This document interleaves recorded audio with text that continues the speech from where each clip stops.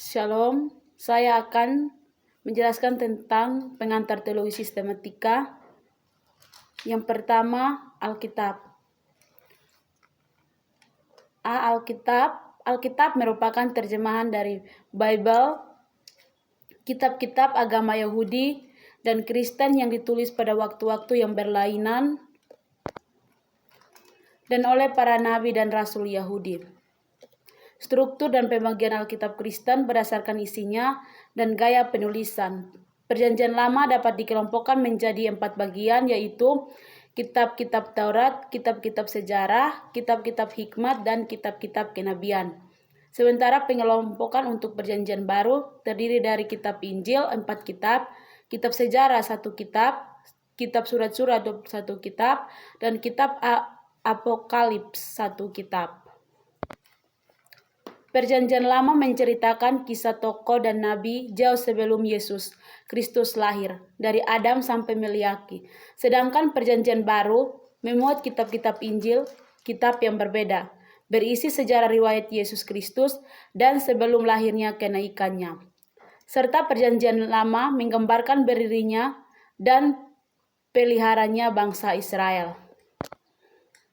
Serta PB merinci datangnya anak manusia yang dijanjikan itu namanya adalah Yesus. Dan dia menggenapi nubuat-nubuat. Perjanjian Lama saat itu menghidupi hidupnya yang tak berdosa. Total statistik Alkitab. Yang pertama 66 kitab. Yang kedua 1186 kitab, yang ketiga 31.171 kitab, yang keempat 658.545 kitab, yang kelima 3.872.836 huruf, yang keenam 4.372 nama Allah dituliskan. Daftar buku-buku Alkitab. Yang pertama, Kitab Perjanjian Lama. Kitab Perjanjian Lama terdiri dari sejarah dan hukum-hukum, Kejadian, Keluaran, Imamat, Bilangan, Ulangan. Yang kedua, sejarah bangsa Israel, dimulai dari Yosua, Hakim-Hakim, Rut, pertama kedua Samuel, pertama kedua Raja-Raja, pertama kedua Tawarik, Esra, Nehemia, Ester. Kitab puisi terdiri dari Kitab Ayub, Mazmur, Amsal, Pengkhotbah, dan Kidung Agung. Kitab Nubuat terdiri dari Yesaya, Yeremia, Ratapan, Yeskiel, Daniel, Hosea, Yoel, Amos, Obadjah, Yunus, Mikha, Nahum, Habakus, Sefanya, Hagai, Zakaria, dan Meliaki. Sedangkan kitab Perjanjian Baru dimulai dari kehidupan dan pelayanan Yesus, Matius, Markus, Lukas, Yohanes. Sejarah terbentuknya sidang Kristen, Kisah Para Rasul, surat untuk sidang-sidang Kristen, Roma, pertama kedua Korintus, Galatia, Efesus, Filipi, Kolose, dan pertama kedua Tesalonika. Surat untuk orang Kristen secara umum, Ibrani, Yakobus, 1-2 Petrus, 1-2-3 Yohanes, Yudas. Yang berikut Nubuat, Wahyu. B. Allah. Mengenal Allah secara benar merupakan hal yang penting karena anggapan yang salah tentang Allah sama saja dengan memuja berhala. Dalam Mazmur 50 ayat 21, Allah menegur orang fasik dengan tuduhan, "Engkau menyangka bahwa aku ini sederajat dengan engkau," sebagai permulaan. Kita masuk dalam sifat-sifat Allah. Yang pertama, Allah adalah roh. Allah adalah satu. Allah itu tidak terbatas, tidak terbandingkan, tidak berubah. Allah ada di setiap tempat, memiliki kuasa dan otoritas yang tinggi. Kita masuk pada karakternya. Berikut ini karakteristik Allah yang terungkap dalam Alkitab. Yang pertama, Allah itu adil. Kedua, penuh kasih. Ketiga, penuh kebenaran. Keempat, kudus.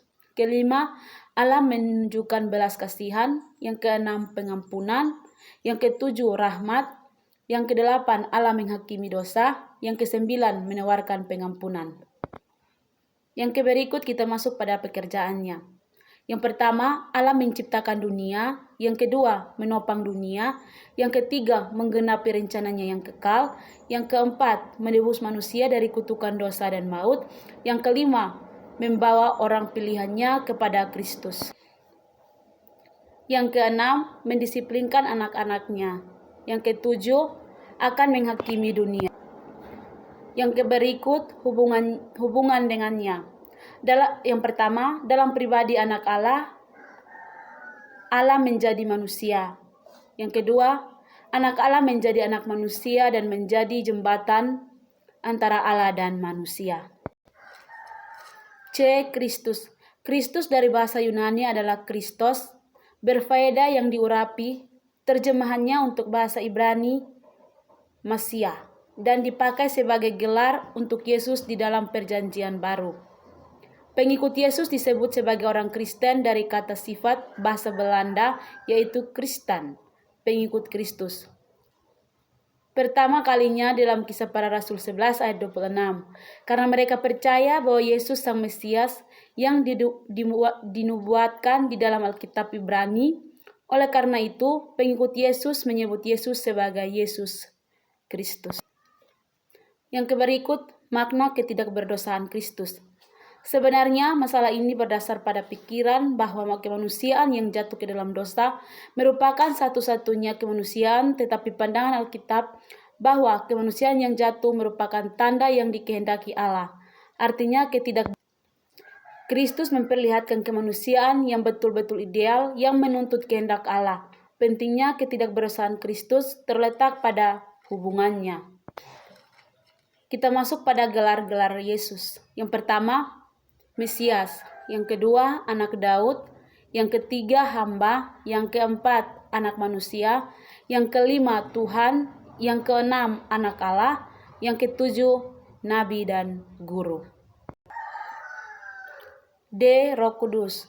Roh Kudus adalah pribadi ilahi dan dia memiliki perasaan, pikiran, serta keinginan. Sebab itu, Alkitab mengajarkan untuk kita jangan mendukakan Roh Kudus. Kita masuk pada Roh Kudus dalam Perjanjian Baru.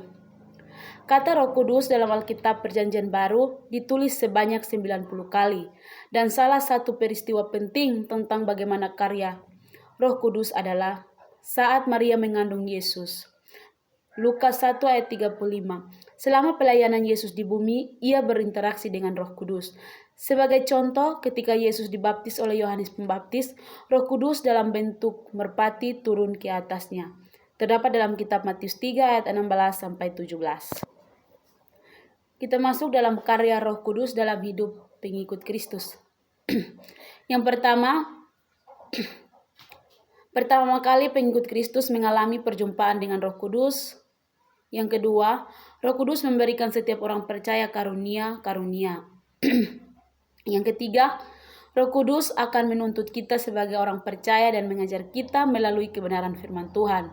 Yang berikut, Roh Kudus akan membantu kita dalam kelemahan kita dalam berdoa. Yang berikut, Roh Kudus memperlengkapi orang Kristen untuk menjadi saksi Kristus. Kita masuk pada fungsi-fungsi Roh. Yang pertama, memuliakan Kristus. Yang kedua, memampukan orang-orang percaya. Yang ketiga, memimpin dalam seluruh kebenaran. Yang keempat, memberi pelayanan mengenai masa depan. Yang kelima, berhubungan dengan orang-orang percaya. Manusia. Manusia merupakan satu-satunya makhluk ciptaan Tuhan yang berakal budi. Alam merupakan lingkungan kehidupan atau segala sesuatu yang ada di langit dan di bumi, seperti tumbuh-tumbuhan dan binatang. Manusia dan alam mempunyai hubungan yang saling tergantung pada dan saling membutuhkan. Alkitab berbicara tentang ciptaan yang baru dan bumi yang baru. Wahyu 21 ayat 1. Di mana bumi yang baru tersebut adalah bebas dan polusi. Ditugasi oleh Allah dalam rangka menggalang keharmonisan manusia dan alam. Tetapi seiring berjalannya waktu, alam berubah wujud dari tempatnya. Secara teologis, dapat dikatakan bahwa manusia dan alam adalah ciptaan. Semuanya berada dalam suatu hubungan perjanjian dengan Allah.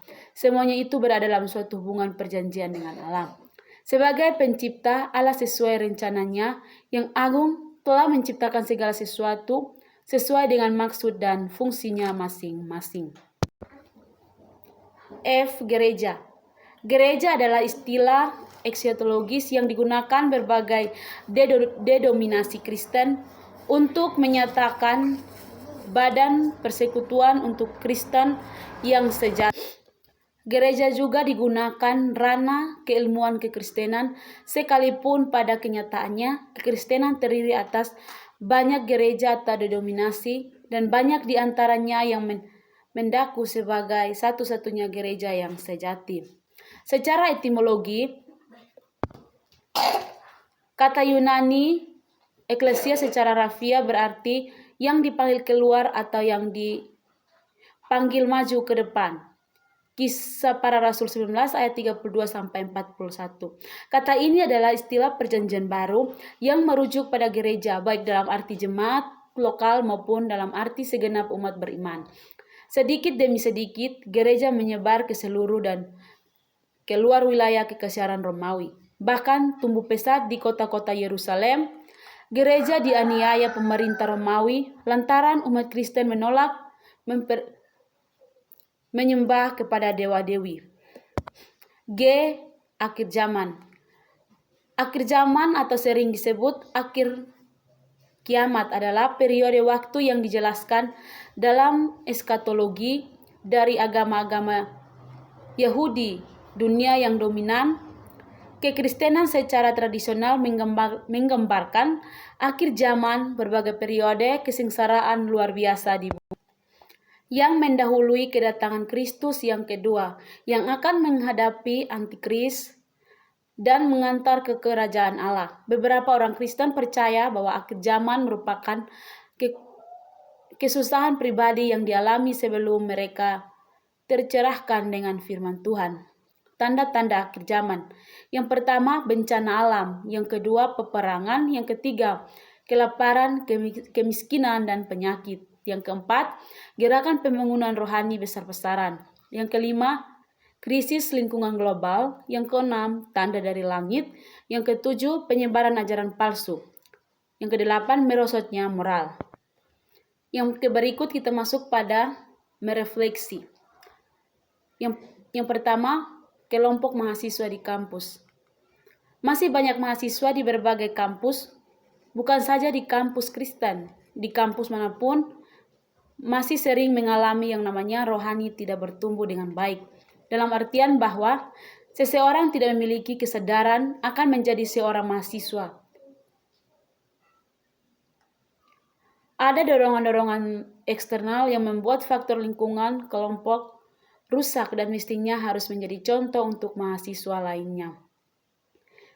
Yang berikut, kelompok pemuda di gereja. Para generasi pemuda-pemudi di zaman sekarang ini melakukan apa yang menjadi tanggung jawab seorang penerus gereja. Ada faktor ketidakpedulian akan pelayanan di lingkungan sekitarnya. Untuk itu, sebagai pemuda-pemudi harus memperkuat iman untuk lebih mengenal Allah. Terima kasih.